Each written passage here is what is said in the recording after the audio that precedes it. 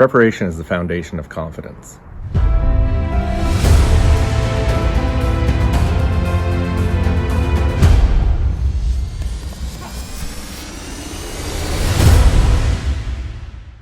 welcome back. Jeff Heggie, Daily Success Strategies. Thanks for being with me today.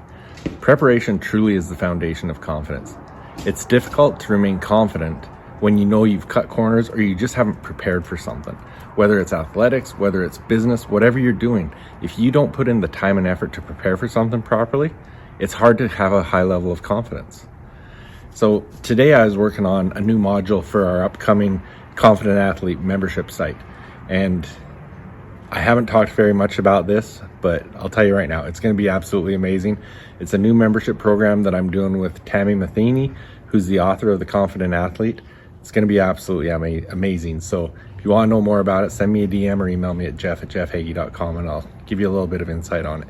But anyways, in this one module, that's what I was talking about, was the fact that preparation is such a foundational component of confidence, because to remain confident, you've got to know that you've prepared. You've got to know that you're at the level that you deserve to be at. So when we look at it, whether it's in business, whether it's in athletics, whatever it is, preparation isn't a once in a while thing. It's an everyday thing.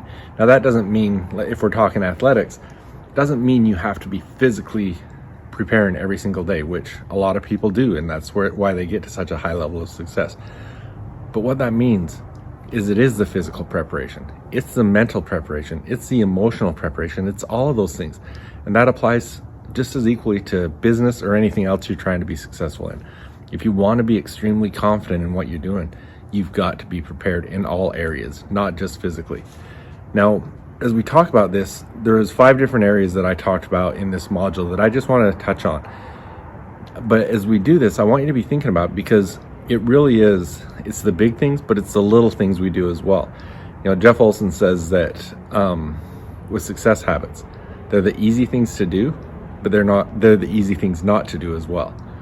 So I like to compare that to my mindset questions. They're very easy to do.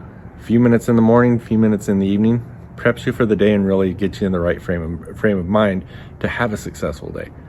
But it's easy to do, it's easy not to do. So as you think about these things, think about the things that you can be doing every day that are going to help prepare you and give you a higher level of confidence. The first one is gratitude. And that's what I love, because the first question in my mindset questions is, what are you grateful for today?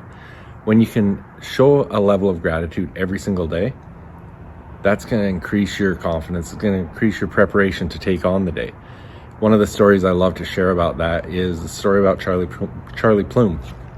Now, I'm not going to repeat it verbatim, but he was a fighter pilot in the Vietnam War, and he got shot down. But he survived, but he was captured and put in a prisoner of war camp. And I believe he was in that prisoner of war camp for 8 years or something like that before he was released. Well, he gets back to the United States, and he's sitting in a restaurant one day, and a guy walks by and looks at him and says, "You're Charlie Plume." He says, "Yes, sir, I am." He says, "You got shot down in Vietnam. You were from the airline carrier Kitty Hawk." And he says, "Yeah, how did you know that?" And the guy said, "I packed your parachute. It obviously worked." And he said, "Yes, sir, it did. If it hadn't worked, I wouldn't be here today." And he went on to tell the story. He says, that night it bothered me so much. I couldn't remember that guy. And, when I was on the ship with him, I don't know how many times I may have passed him, walked by him, and never even gave him the time of day. Because here I was a fighter pilot. He was just a sailor.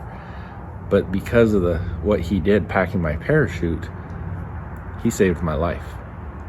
And I like that when we talk about gratitude, because when we think about things, how many people have had a hand in packing your parachute? How many people have had an impact on your life? I think, now as a parent and someone who's spent a lot of years coaching basketball, I look at it and really appreciate what my parents did that I probably didn't show a total appreciation as a kid, because it was normal for me that a parent was at every single game. It was normal for me when it was possible they were both at the games. Usually when they weren't at both at the game is because one was at one of my brother's games. And throughout my entire life, whether it was sports, whether it was, rodeo. My parents went to rodeos all over the country to support us, but everything we've done, they've been supportive in that. And there's a lot of times that without sitting back and realizing the things you're grateful for, you don't recognize those things. I remember one time when I was in boxing, I was in a boxing match, finished the match. My hockey coach was sitting there waiting for me. So as soon as I was done the fight, I jumped in and headed to a hockey game with him. It's just what happened. Coaches took care of us. They got us to games, those sort of things. But who's doing those things for you that you need to express some gratitude towards? In a lot of my coaching, every Friday we'll talk about that. We'll say, reach out to 5 people this weekend and just express your gratitude for them being in your life, because it's a really important thing. So really be thinking about the gratitude. Who's packed your parachute in the past? Who's packing your parachute now that you need to reach out and show some gratitude towards? The next is technical and tactical. What are the technical things you're doing? From looking at it from a athletic standpoint, are you being intentional with your practice? Are you really preparing yourself to get the most out of every single practice? Not just the most out of every single competition, but are you getting the very most out of every single practice? Are you being intentional in everything you do? Same thing goes for business. What are you doing with your most productive hours of the day? Are you being intentional and being most productive? The next one, I love this because it's something that I'm going to keep referring to things as from an athletic standpoint, but equipment.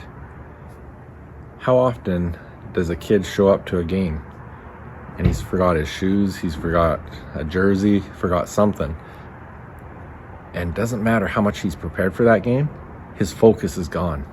All of a sudden, all he's worried about, I gotta call my parents, get them to bring my shoes. His whole confidence level is shot because he wasn't prepared with his equipment. Think about it if you're going to a presentation for your employment and you get to the presentation and you forgot something major. Where's your confidence level? So create a checklist. Create a checklist that you can go through everything. Tammy Matheny talks about that. I believe maybe she's just told me, or I think she talks about it in her book, Confident Athlete, where with her tennis players, she would create a list. And before every match, before every practice, they could go through this list and make sure they had everything, so that equipment wasn't something that would hurt their confidence. The next is physical. Physical is an obvious one when you look at athletics. You've got to be physically prepared to be able to play your best. When you're physically at your best, you automatically have a higher level of confidence and higher level of belief in yourself. If you go back to my interview with Tyson Durfee, Tyson's world champion calf roper, he's been to the top of the world. He's been the best of the best. And he goes through this and has a great conversation about being so physically prepared that when he competed, he felt he deserved it more than anybody. That's what being physically prepared does to your confidence. And the next one is mental. And this one is an obvious one to me, but it's something that without putting a focus on it, it's easy to forget about. What are you doing to mentally prepare so that you have that next level of confidence? If it's athletics, what are you doing to mentally prepare for the game? What are you doing to mentally prepare for the practice? If it's work, what are you doing to mentally prepare for your meeting, for your anything that you're doing, your presentation? What are you doing to get yourself in the right mental state? The most successful people in the world, whether they're athletes, entrepreneurs, any high achiever, they look for any slight edge they can find to separate themselves from the competition. This is one way you can do it. Preparation is really something that can change your entire level of confidence. So think about these things. I'd love to hear what your thoughts are. I'd love to hear some of the strategies you implement to help you feel more prepared and more confident. Thanks for being with me. I'll be back tomorrow. I mentioned in this episode my interview with Tyson Durfee. I'm going to add that here because I think it's such a powerful message that he shares. So enjoy this as well. I'll tell you one thing that I've studied, most professionals, if you guys have ever read the book Outliers by Malcolm Gladwell, it talks about, putting in 10,000 hours of practice. Now, the average world champion puts in the average professional puts in 10,000 hours of practice. And, I took that a step further. I'm like, well, if the average professional puts in 10,000 hours of practice, well, how many hours does the average world champion put in? And so I started doing all this research and looking around. And believe it or not, there's not a lot of research on that specific topic, but I did find a number. The average world champion puts in about 20,000 hours of practice. Okay. But it goes above and beyond just the practice. It's self-image. It's how you look at yourself, right? And it's how you get confidence. And the way that I got confidence might be different than other people. I grew up from, my dad was raised by a World War II vet. So they were like really, really, tough, and they believed in building you up by tearing you down. So that was kind of like the strategy to make you tough and get you prepared for the world. So I had a lot of stuff to get confidence. Like, I had to practice hard to have confidence. My parents didn't instill confidence in me as a child. So I found my confidence by putting in that practice. And to this day, right now, I'm about 32,000 hours of practice for what I do. And I don't know if you look at multiple time world champions, I'm probably behind, how many gold buckles you get or world champions you get with that many hours of practice. But so what I did was, in high school, I was like, okay, my dad told me, he's like, you're not going to make it if you don't put in this much work. I'm like, okay, well, let's just put in that much work. Let's put in that much work. What does that look like?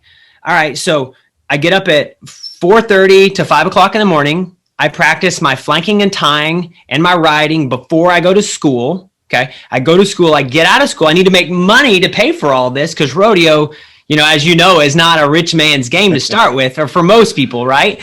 So I'm like, okay, I need to make money. So how am I going to fuel the money to pay the entry fees, to pay the travel, to pay all this stuff? Okay, I'm going to shoe horses. I'm going to be diligent at it, and I'm going to save my money all the way through high school.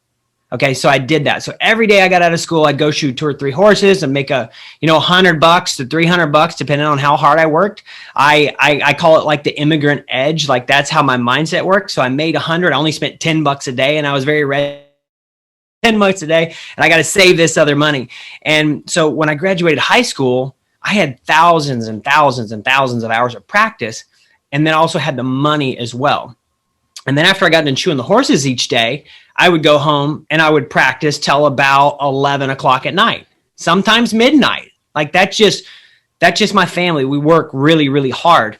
And people say, well, that can't be right. Well, didn't you go to high school dances, or didn't you go to prom, or didn't you go to football games? And the answer for me was no. I didn't go to one single high school football game, not one single high school basketball game. I didn't go to prom. I didn't go to any dances. I just worked. Like, I worked. Now, that's my path. That's not the path for everybody. I had a lot of catching up to do because I didn't believe in myself. If I made a mistake, I would spend an hour beating myself up, telling myself I was stupid, that I was no good, that I wasn't going to make it, because that's the habit that I learned from my parents, from my dad, right? That's how he motivated himself. And I didn't realize that world champions don't look at things that way, right? You got to build and have sustainable confidence that takes you through the valleys and the peaks. And for me, the way that I got that was the amount of practice that I put in. I felt like I actually deserved more than the other competitors.